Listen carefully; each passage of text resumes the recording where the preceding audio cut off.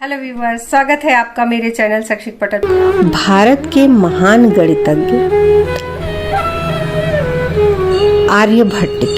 आर्यभट्ट भारत के महान गणितज्ञ खगोल विज्ञानी थे। उनका जन्म आज से 1600 वर्ष पहले हुआ था। तब भारत में राजाओं का शासन हुआ करता था। आर्यभट्ट ने अपनी मेहनत से गणित और खगोल के विज्ञान के कई सिद्धांतों का प्रतिपादन किया। उस समय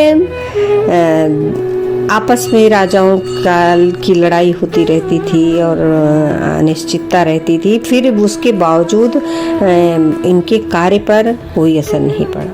प्राचीन भारत में उनके जैसा महान कोई भी वैज्ञानिक नहीं हुआ। 12वीं शताब्दी में जन्मे भास्कराचार्य ने अपनी बुद्धिमत्ता से आर्यभट्ट के समान ही कार्य किया था। आर्यभट्ट का जन्म 476वीं ईस्वी को पाटलिपुत्र यानी कि वर्तमान पटना बिहार में हुआ था। उन्होंने आर्यभट्टी किताब की रचना की थी, जिसमें उन्होंने बताया कि वो पाटलिपुत्र के निवासी हैं तथा जब वो 23 साल के थे तब कलयुग के लगभग 4000 साल निकल रहे थे, जिससे पता चलता है कि वह समय 449 ईस्वी का था। और जब उन्होंने किताब की रचना की थी 2300 साल पहले यानी 476वीं ईस्वी को उनका जन्म हुआ था। आर्यभट्ट की शिक्षा पाटलिपुत्र में हुई।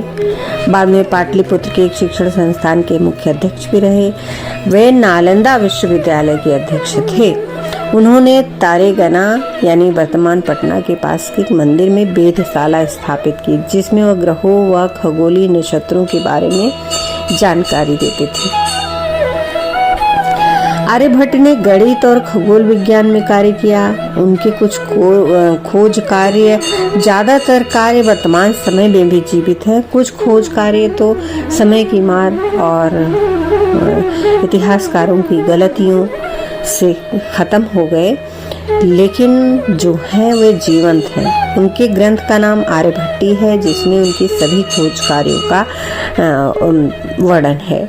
आर्यभट्ट की मुख्य खोज कार्य या रचनाएं इस प्रकार है। आर्यभट्टीय भाग गीतिका पद, गणित पद, कला क्रिया पद, गोला पद, पाई का मान, शून्य की उत्पत्ति, अनिश्चित समीकरणों के हल, बीजगणितीय सूत्रों का प्रतिपादन, त्रिकोणीय या ज्याकोज्या का प्रतिपादन, ग्रहों की गति के सिद्धांत, चंद्र ग्रहण, सूर्य ग्रहण का ज्ञान, नक्षत्र काल, अंक गणित, आर्य सिद्धांत। आर्यभट्ट का आर्यभट्टी ग्रंथ की रचना, जिसमें उनके खोज कार्यों का वर्णन है। हालांकि इस ग्रंथ का नाम उनके शिष्यों ने रखा था, उन्होंने खुद इस ग्रंथ का नाम नहीं उल्लेखित किया। ग्रंथ को छंद के तरीके में लिखा गया है, जो इसको थोड़ा सा टफ बनाता, क्योंकि वो काल ही ऐसा था कि जब पद्य तरीके में ही लिखे जाते थे ग्रंथ। इसमें कुल 108 छंद हैं तथा 13 अन्य परिचयात्मक छंद हैं। शुरुआती 13 छंदों में आर्यभट्ट ने अपने जीवन तथा ग्रंथ के बारे में बताया है।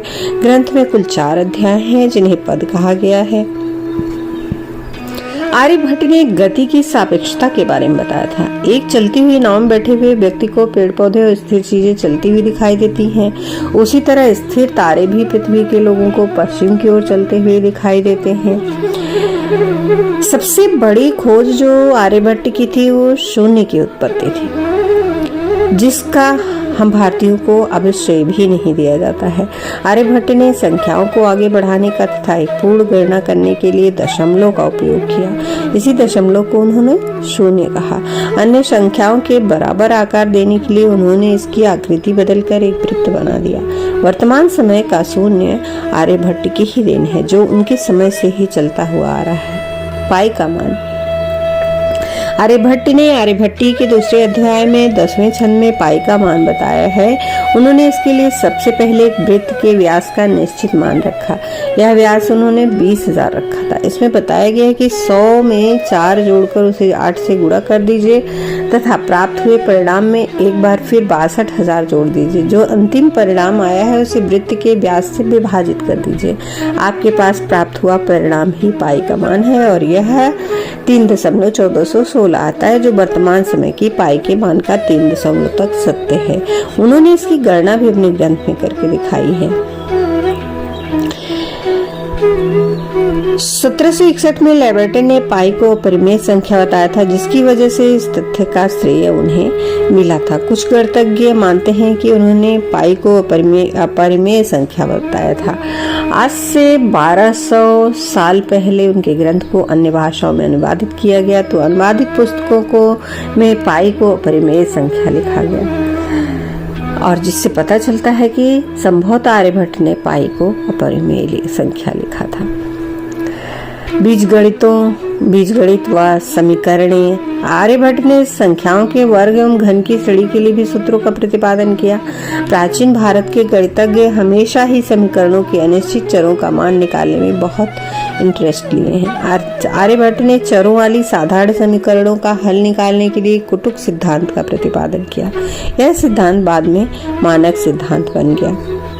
आर्यभट्ट ने ही सर्वप्रथम त्रिकोणमिति, गेज्जा तथा कोज्या फलनों की रचना की थी। जब उनके ग्रंथ का आरंभ भाषा में अनुवाद किया गया, तब अनुवादक ने इन शब्दों को जया तथा कौज्या में बदल दिया,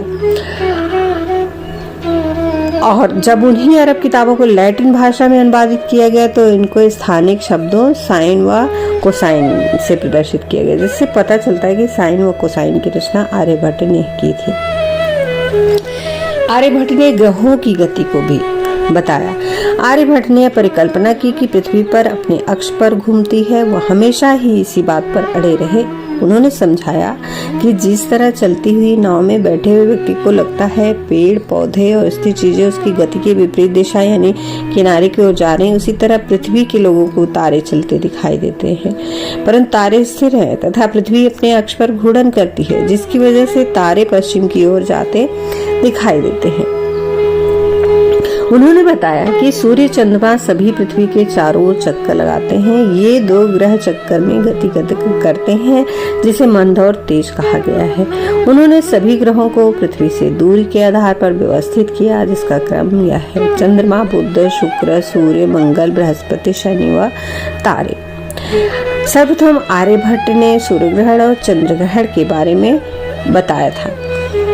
जब पृथ्वी और सूर्य के बीच में चंद्रमा आ जाता है तो चंद्रमा की छाया पृथ्वी पर पड़ने लगती है, जिसे सूर्य ग्रहण कहते हैं। इसी तरह जब सूर्य और चंद्रमा के बीच में पृथ्वी आ जाती है, तब पृथ्वी की छाया चंद्रमा पर पड़ने लगती है, जिसे चंद्र ग्रहण कहते हैं। उन्होंने इस सिद्धांतों को राहु केतु की मदद से समझाया। उन्होंने पृथ्वी के आकार की गणना करके ग्रहण के वक्त बनी हुई छाया का मापन भी किया, जिससे पता चलता है वो बहुत ही बुद्धिमान इंसान थे। दिन रात और वर्ष का होना। आर्यभट्ट ने बताया कि पृथ्वी अपने अक्ष पर घूर्णन करती है, जिसमें उसे 23 घंटे 56 मिनट 4.1 सेकंड का समय लगता है। वर्तमान वैज्ञानिकों के अनुसार यह समय 23 घंटे 56 मिनट और 4.9 सेकंड का समय 0.9 सेकंड का समय है, जिससे पता चलता है कि आर्यभट्ट की गणना में मात्र 1 सेकंड का अंतर था।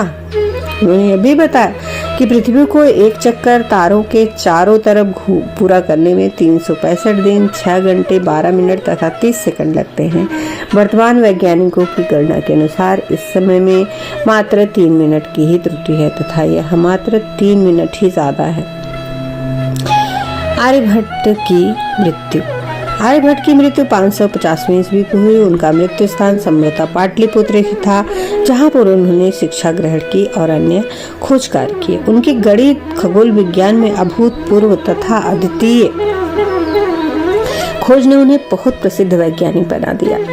वो आज भी भारतीय वैज्ञानिकों, आदर्शवादी गणितज्ञ तथा वैज्ञानिक हैं और भारतीय युवाओं के आदर्श।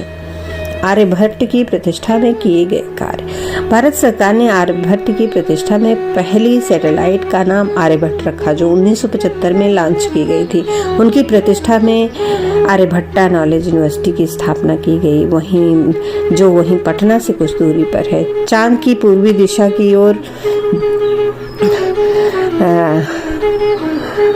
उपस्थित गड्ढों को आर्यभट्ट का नाम दिया गया। भारत सरकार ने ₹2 के पीछे आर्यभट्ट सैटेलाइट की फोटो भी लगाई है, लेकिन और भी आवश्यकता है कि आर्यभट्ट को हमारे कोर्स में प्रमुखता से लाया जाए, जिससे हम अपनी संस्कृति पर गर्व कर सके। हम ये जान सके कि हमारे पूर्वज कितने महान थे, कितने विद्वान थे और जिन्हें हम जानते ही नहीं, जिन्हें पढ़ाया ही नहीं गया।